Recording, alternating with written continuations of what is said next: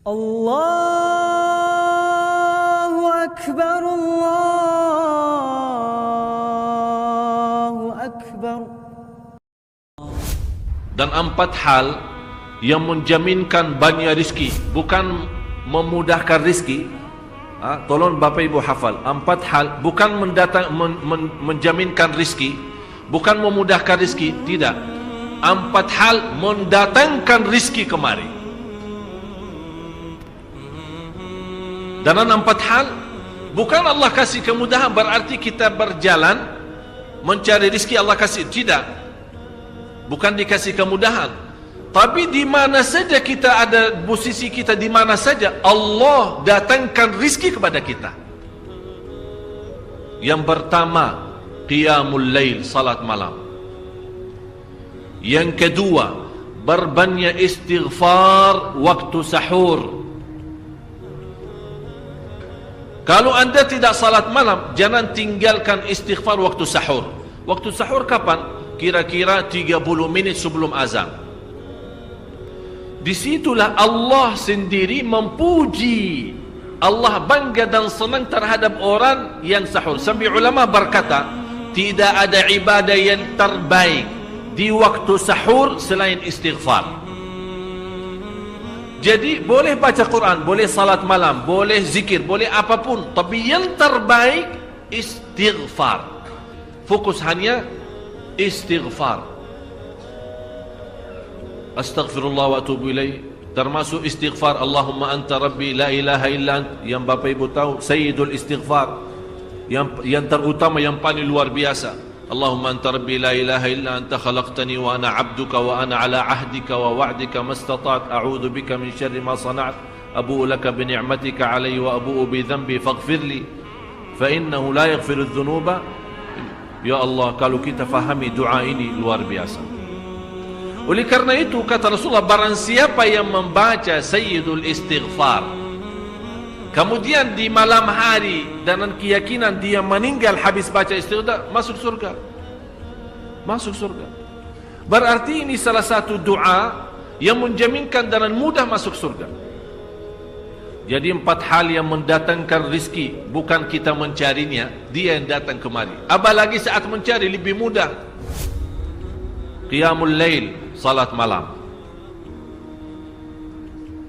Tapi dalam bahasa, mohon maaf Bapak Ibu, dalam bahasa Arab disebut qiyamul lail,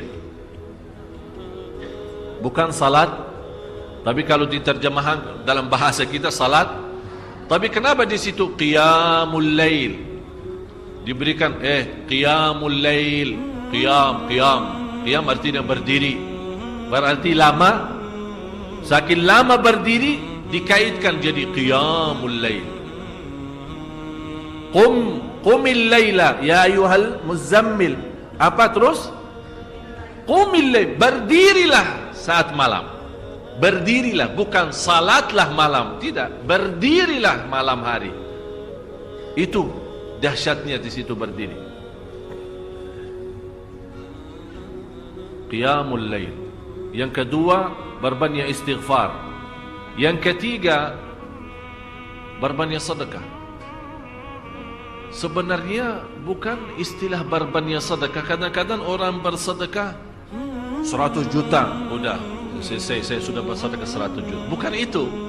Bukan yang dimaksud berbanyak sedekah itu dari sisi uang itu banyak atau sedikit, bukan. Yang dimaksud rahasia sedekah, ta'ahudus sedekah, istiqamah bersedekah. Istiqamah itu tidak menjadi masalah besar maupun kecil. Itu tidak menjadi masalah, karena bagi Allah tidak ada artinya besar maupun kecil. Kita tidak memberikan kepada Allah karena Allah maha kaya. Tapi rahasia sedekah itu kita terus menerus sedekah, siang pagi malam, siang pagi malam, pagi besok terus, minggu depan, tidak pernah berhenti. Setiap ada kesempatan selalu kita membawa sedekah. Itu namanya ta'ahudus sedekah. Ta'ahud kalau dalam bahasa sebuah janjian, seolah-olah kita ada kontrak kerjasama antara diri dengan apa? Dengan sedekah. Itu kata ta'ahud, ahad, berjanjian.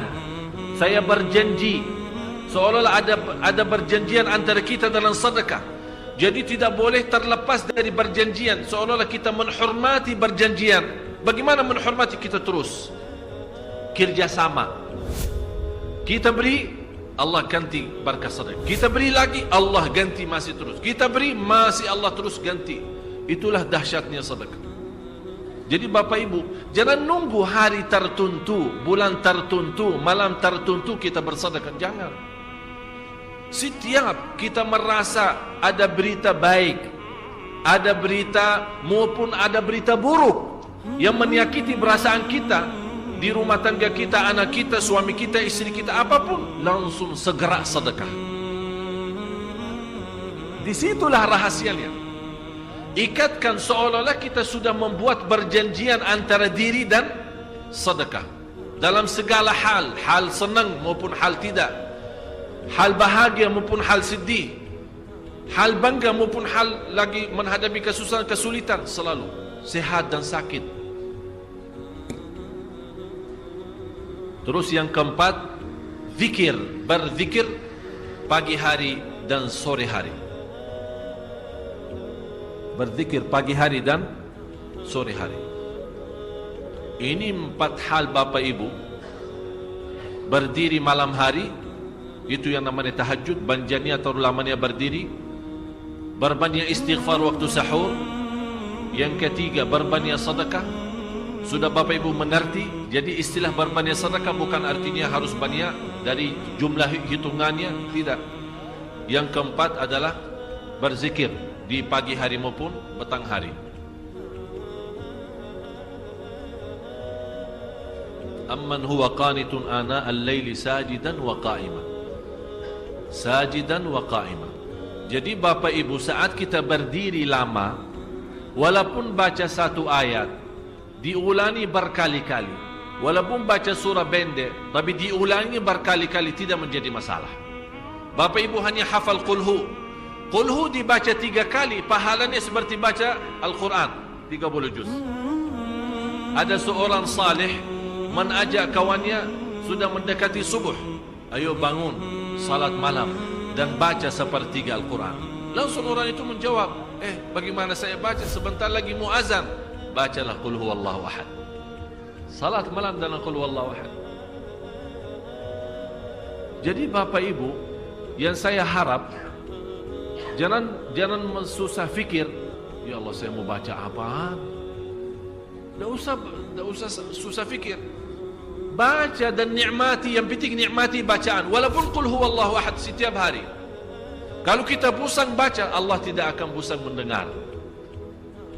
Malah Allah paling senang mendengar bisikan bacaan dan bisikan doa kita malam hari. Allah paling senang mendengar bisikan doa munajat kita malam hari. Itu luar biasa.